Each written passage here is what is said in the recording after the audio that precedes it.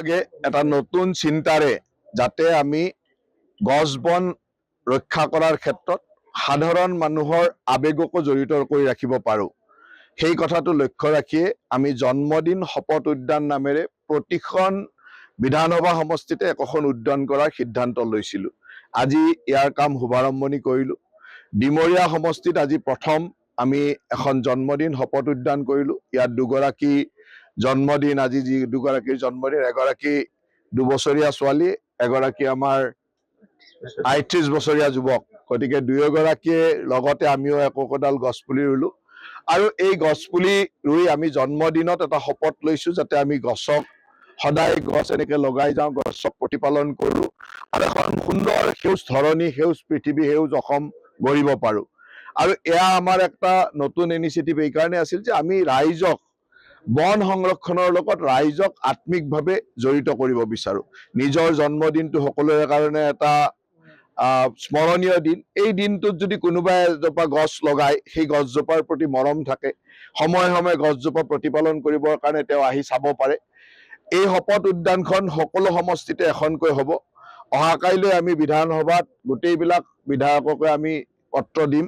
তেওঁলোকে নিজে ঠাইসমূহ চাই দিব যে কোন অঞ্চলত হ'লে ভাল হয়, যাতে ৰাইজৰো সুবিধা হয় আৰু সুন্দৰভাৱে উদ্যানখন আগবঢ়াই নিয়াত সুবিধা হয়। তেনেকেই উদ্যানখন কৰাৰ পিছত আমাৰ ফৰেষ্ট ডিপাৰ্টমেণ্টে তাক প্ৰতিপালন কৰিব, ফৰেষ্টৰ ডিপাৰ্টমেণ্টৰ মানুহে তাক চোৱা চিতা কৰিব আৰু নিশ্চয়কৈ যোনে জন্মদিনত গছপুলিডাল লগাব, তেওঁৰোতো এটা আৱেগ থাকিব যে মোৰ জন্মদিনত এইডাল গছপুলি লগাইছিলোঁ। গতিকে মাজে মাজে তেওঁ আহিব, তেওঁ প্ৰতিপালন বা চোৱা চিতা কৰি থাকিব। গতিকে মই ভাবোঁ যে ইয়ে আমাক গছৰ লগত এটা আত্মিক সম্পৰ্ক আৰু আমাৰ জন্মদিনটোক স্মৰণীয় কৰি ৰখাৰ কাৰণে এটা সুন্দৰ পদক্ষেপ হ'ব। আগে এটা নতুন চিন্তাৰে যাতে আমি গছ বন ৰক্ষা কৰাৰ ক্ষেত্ৰত সাধাৰণ মানুহৰ আবেগকো জড়িত কৰি ৰাখিব পাৰোঁ। সেই কথাটো লক্ষ্য ৰাখিয়ে আমি জন্মদিন শপত উদ্যান নামেৰে প্ৰতিখন বিধানসভা সমষ্টিতে একোখন উদ্যান কৰাৰ সিদ্ধান্ত লৈছিলোঁ। আজি ইয়াৰ কাম শুভাৰম্ভণি কৰিলোঁ।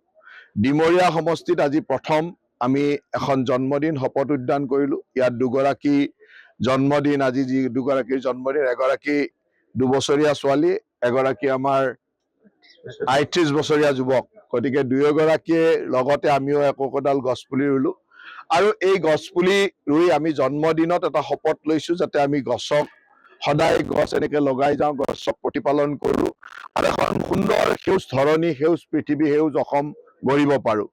আৰু এয়া আমাৰ এটা নতুন ইনিচিয়েটিভ এইকাৰণে আছিল যে আমি ৰাইজক বন সংৰক্ষণৰ লগত ৰাইজক আত্মিকভাৱে জড়িত কৰিব বিচাৰোঁ।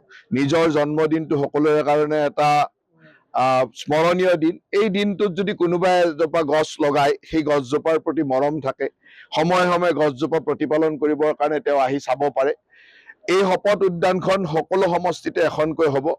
অহাকাইলৈ আমি বিধানসভাত গোটেইবিলাক বিধায়ককে আমি পত্ৰ দিম। তেওঁলোকে নিজে ঠাইসমূহ চাই দিব যে কোন অঞ্চলত হ'লে ভাল হয়, যাতে ৰাইজৰো সুবিধা হয় আৰু সুন্দৰভাৱে উদ্যানখন আগবঢ়াই নিয়াত সুবিধা হয়। তেনেকেই উদ্যানখন কৰাৰ পিছত আমাৰ ফৰেষ্ট ডিপাৰ্টমেণ্টে তাক প্ৰতিপালন কৰিব, ফৰেষ্টৰ ডিপাৰ্টমেণ্টৰ মানুহে তাক চোৱা চিতা কৰিব আৰু নিশ্চয়কৈ যোনে জন্মদিনত গছপুলিডাল লগাব, তেওঁৰোতো এটা আৱেগ থাকিব যে মোৰ জন্মদিনত এইডাল গছপুলি লগাইছিলোঁ। গতিকে মাজে মাজে তেওঁ আহিব, তেওঁ প্ৰতিপালন বা চোৱা চিতা কৰি থাকিব। গতিকে মই ভাবোঁ যে ইয়ে আমাক গছৰ লগত এটা আত্মিক সম্পৰ্ক আৰু আমাৰ জন্মদিনটোক স্মৰণীয় কৰি ৰখাৰ কাৰণে এটা সুন্দৰ পদক্ষেপ হ'ব।